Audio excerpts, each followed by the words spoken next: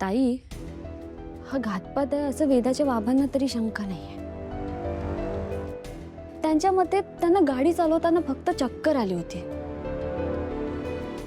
पण मला हे प्रकरण असंच सोडून द्यायचं नव्हतं. म्हणून मी मायाच्या खोलीत गेले होते तिच्याशी बोलायला. पण तिच्याशी बोलून मला काही जाणवलं नाही ग. पण हो ताई, नर्मदाध्ये आणि अजित यांच्या हावभावावरून वाटलं की त्यांना हे सगळं अगोदरपासूनच माहिती होतं आणि त्यांनी मायाच्या मदतीने हे सगळं घडवून आणलंय असं मला वाटतंय. पण खात्री नाही आहे, फक्त शंका आहे. तेच ना मीरा, आता या क्षणी आपण ठामपणे काहीच सांगू शकत नाही अगं. पण तरी तू लक्ष ठेव त्यांच्यावर आणि मंजिरीवर लक्ष ठेवायला मी आहेच. ती वारंवार जे तुला म्हणतेय की हे सगळं मी केलं नाही आणि केलं असतं तर लपवलं नसतं वगैरे जे काही, ही सरळ लबाडी आहे ग. ते पण खरंच घातपात नसेल तर? तेच तर शोधून काढायचंय मीरा. आणि एकदा जर का कळलं की हे कोणी केलंय तर त्याची चांबडी सोलायची आपण. ताई, तुझं बरोबर आहे. पण आत्ता या क्षणी वेदाच्या बाबांची काळजी घेणं जास्त महत्वाचं आहे अगं. एकदा वेदाचे बाबा बरे झाले ना की आपण हे नक्कीच शोधून काढू. त्याचा सूक्ष्मोक्ष नक्कीच लावू आपण.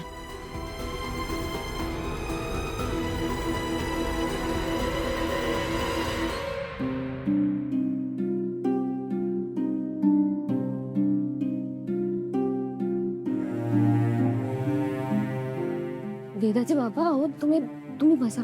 रिलॅक्स. खूप दिवस झाले, मला खरंच बरं वाटतंय. आधाराची गरज नाहीये. हां, फक्त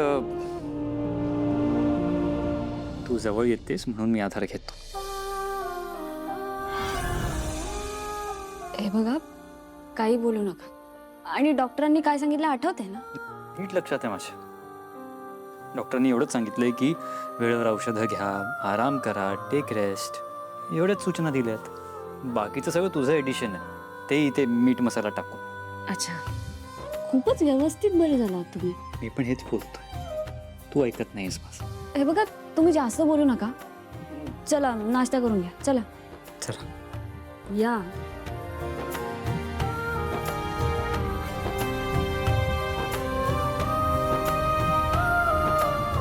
चल.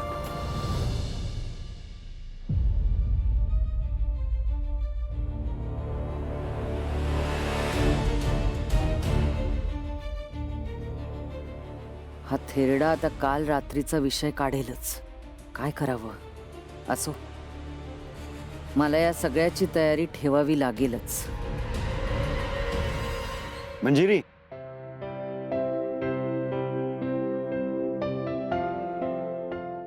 नाश्ता आणू? नाही नाही, नाश्ता येईल, तू बस इथेच. अथर्व आला की आपण एकत्रच नाश्ता करूया. बर. हे बघ, बायको नवऱ्याला आधार कसा देते याचं प्रॅक्टिकल आहे समोर. या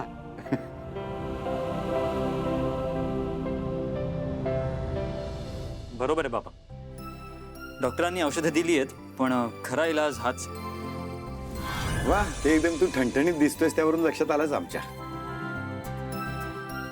ऑफकोर्स बाबा, I am completely absolutely fine. नाही, तसंही खूप दिवस आराम केलाच आहे ना मी. नाही, पण तरीही रात्रीची जागरण कमी करा आता. बाबा, मी जागरण कुठे करतो? मीरा,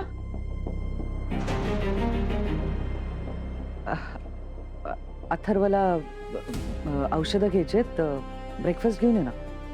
हो, मला भूक पण खूप लागली आहे. हो आणते. बस या बसा.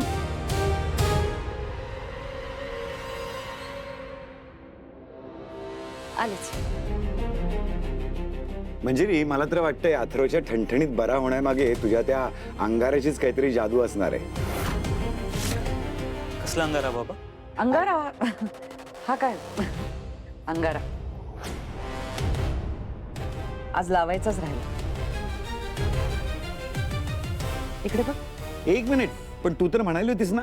हो हो, माहितीये मला, कोणीही पाहायचं नाही अशी अट आहे, माहितीये मला. नाहीच बघू देणार आहे. तिकडे बघा. हो. मंजिरी थांब.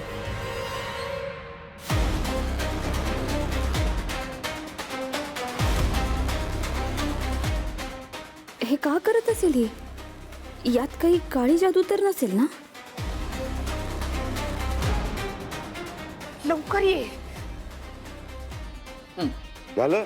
हो.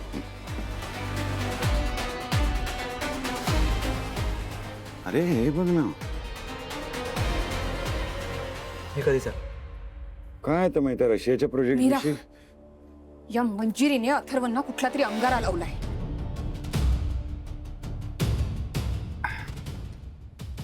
आई साहेब,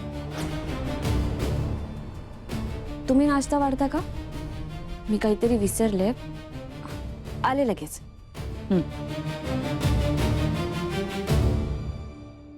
नाही, गव्हर्नमेंटनी जर का पॉलिसीज बदललेली असेल ना तर मग सगळे लायसन्सेस पुढचे अग्रीमेंट्स याच्यात प्रॉब्लेम येऊ शकतो ना आपल्याला. इथं लिगल टीमशी बोलायचं आहे का? हो, बोलून घ्यावंच लागेल ते, कारण हो. थँक्यू. मग ठीक आहे, मी एकदा बोलतो त्यांच्याशी. बघून घे म्हणजे तू. हां.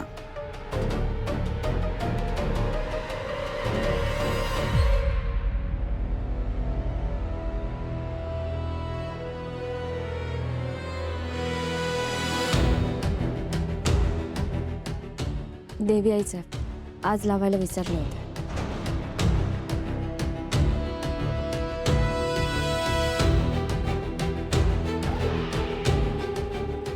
हिचं काही सुरू असतं, घाबरट कुठली.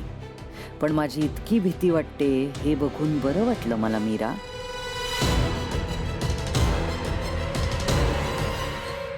मी एक विचार करत होतो, मला तुमच्याशी बोलायचं होतं की आता खूप दिवस आराम झाला आहे. सो आय वॉज थिंकिंग की काम रेझ्युम करावं.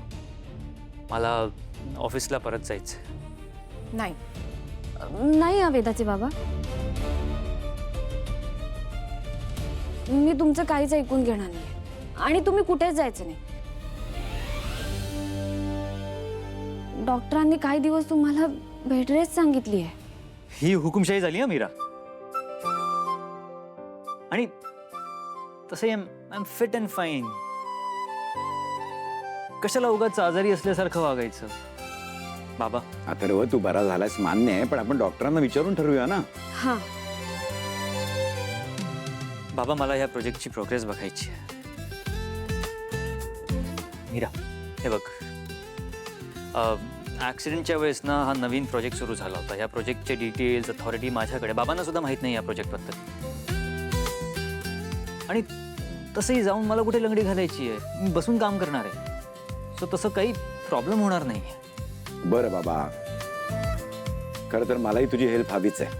तू आधी नाश्ता कर, गोळ्या घे, मग आपण माझ्या रूममध्ये जाऊन बसूया. दादासाहेब, मीरा, मला माहितीच होतं.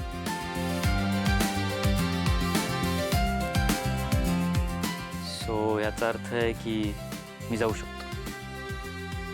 हो, म्हणजे तुम्ही आता ऐकणार थोडी आहात माझं. शेवटी मुलगा कोणाचा आहे?